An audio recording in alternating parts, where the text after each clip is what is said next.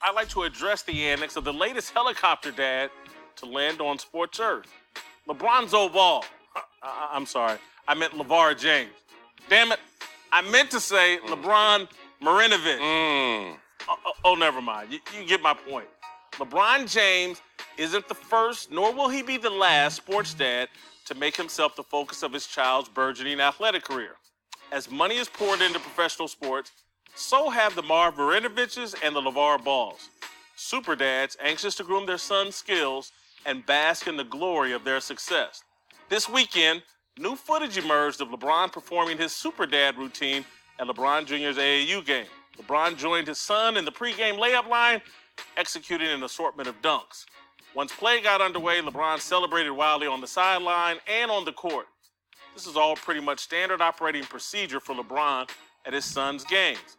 I'm sure someone has convinced LeBron that the subsequent viral videos are a good thing. In his mind, LeBron is making fatherhood cool and fun again. I disagree. LeBron is making a spectacle of himself, a circus of his son's early playing days, and using his son's game as yet another platform to build the LeBron social media brand. It's inappropriate. It points to how much fame has inevitably changed LeBron over the past decade. Fame is a drug more potent and dangerous than cocaine. LeBron is a fame and social media junkie. He moved to Los Angeles looking for a better high. In recent years, people have accused me of being a LeBron James hater. They say I've changed, that I used to defend James and his associates Maverick Carter and Rich Paul. I haven't changed. LeBron has. His antics at his son's AAU games illustrate my point. In 2008, in the second round of the playoffs, Boston Celtics forward Paul Pierce wrapped up James and tussled with him underneath the basket. LeBron James's mother stood up and started yelling at Paul Pierce. LeBron told his mother, "Sit your ass down." Some in the media criticized LeBron for speaking harshly to his mother.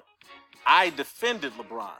I applauded him for stopping his mother from making herself a spectacle during his game. Gloria James needed to control herself and conduct herself with a dignity that placed LeBron in the proper light. That's what parents, no matter how famous, should do. They should not allow their thirst for fame to distract from or exaggerate their child's performance. LeBron needs to follow the advice he gave his mom a decade ago. Sit your ass down. Okay. So, yet again, this fat piece of shit has to open his whale mouth and make an ass out of himself yet again. And you know what? I didn't really pay attention to this. Even when Town Biz did a video about it, it was kind of early in the morning, so forgive me. I was kind of out of it. But my goodness. Jason Fatlock, this forever lonely turd, this non-select walrus, has to open his mouth and literally bash black men yet again. I'm convinced that Jason Whitlock did not have a father figure in his life. At least not one that was a human being. I'm no father, no older brother, no male cousin, no friends, uncle, grandfather, none of that. Because his staunch hatred for black alpha men, might I add, is atrocious. This man hates Colin Kaepernick, he hates LeVar Ball, and he hates LeBron James. All three of these men will be considered alpha men. I don't know. I know how some of y'all may feel about LeVar Ball, but let's keep it real. LeVar Ball built a brand around his sons. He built the brand for his sons. Despite how boisterous he may come across, he's a man that doesn't back down, and the world hates him for that. The world hates black men who do not cower. And Jason Fatlock Grimace, this Dumbo impersonator, can't stand it either. Did you hear what he said? He said that him having excitement and having fun, excited for his son and, basking in that moment is like being addicted to cocaine. I did not know that having fun at your son's game was like having a cocaine addiction. That is a very wild analogy that he made. You just compared this man having fun at his son's game as being addicted to a narcotic that can kill you.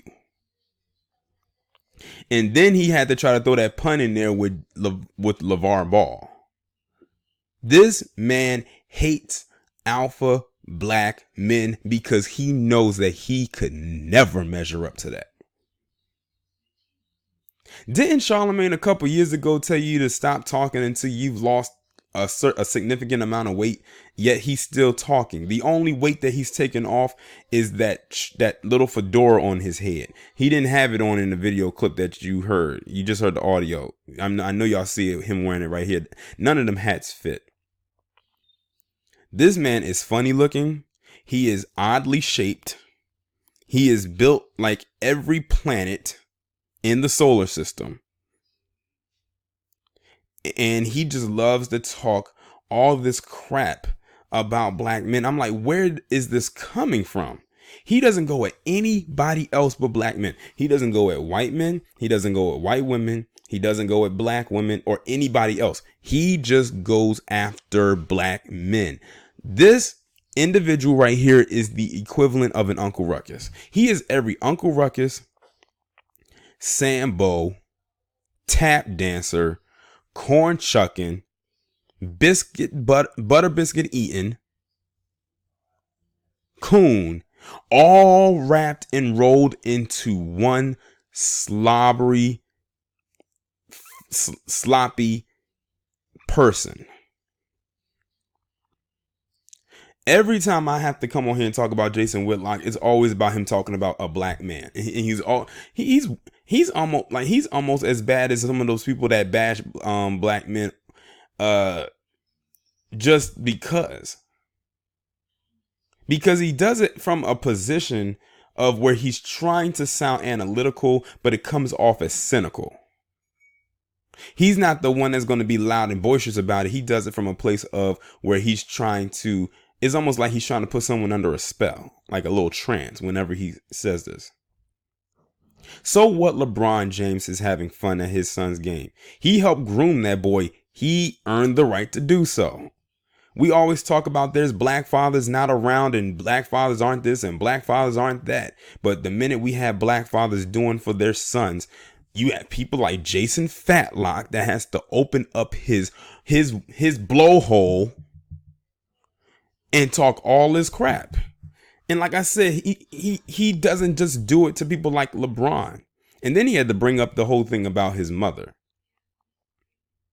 If he wanted to talk to his mother that way, and because in that moment, that's his mother. At the end of the day, he is the financial breadwinner of his family, and he is the one that's taking care of her.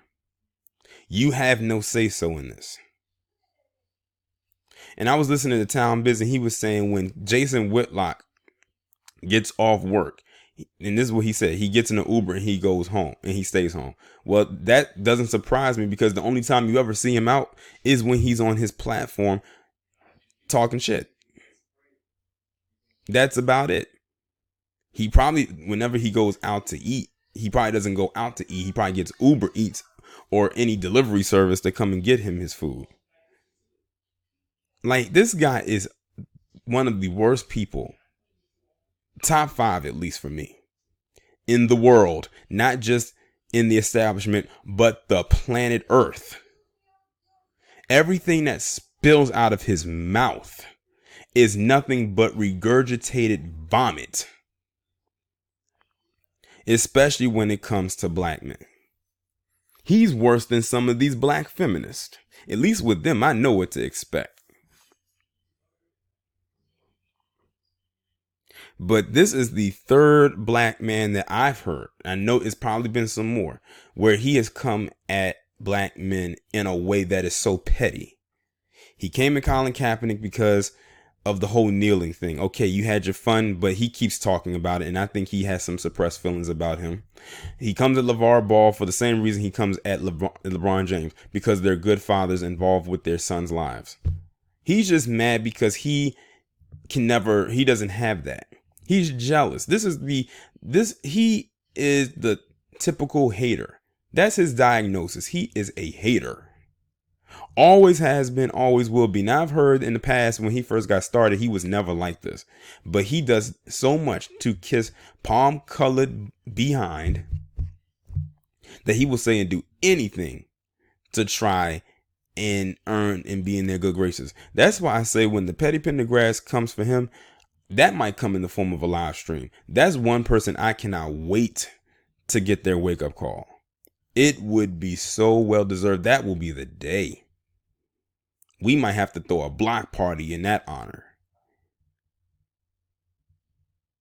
Because this guy is like, his coon level is over 9,000. Those of you who have watched Dragon Ball Z get the reference. And it's like he actually believes the stuff that comes out of his mouth. That's the worst part about it when it comes to a Sambo or a coon. They actually believe their own narrative, even though it's rooted in a bunch of BS. And that's what it's rooted in. I feel nothing for Jason Whitlock. I don't even feel pity for this guy. Hell, the day that he transcends on, I might strike up the violins again and be petty again. And that's saying a lot coming from someone like myself. But it will be well deserved. Because this guy is a rotten to the core. I can't even call him a human being. He's just rotten to the core. It makes me wonder what his childhood was like. He has to be one of the most miserable people ever. They always say misery loves company. And his name is definitely Misery. And he wants people to be miserable right along with him. And because they aren't, he always projects and takes it out on people that it doesn't deserve to be taken out on. And I swear, if you watch him talk whenever he's talking, if you can actually stomach it, it always looks like every time he talks, his eyes get closer to shutting. Maybe that's his eyes telling him that even the stuff that comes out of his mouth is boring and that they're trying to go to sleep.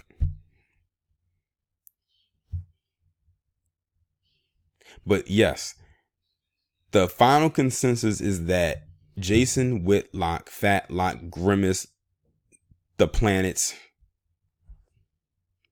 is, or has, I should say, a staunch hatred for alpha black men, because he knows that without a shadow of a doubt, or he should, or someone needs to pull him to the side. If they can pull him, I know trying to pull him would be the equivalent of pulling a wrecking ball. But they need to kind of waddle him to the side and tell him, we know that you are not an alpha male, and that's okay. But all the stuff that you said warrants an ass whooping. And proceed to go in. But make sure y'all do it in a place where there's no cameras around, because you don't need no witnesses. Y'all let me know what y'all think about this down in the comments. Like, share, subscribe. I will talk to you in the next one.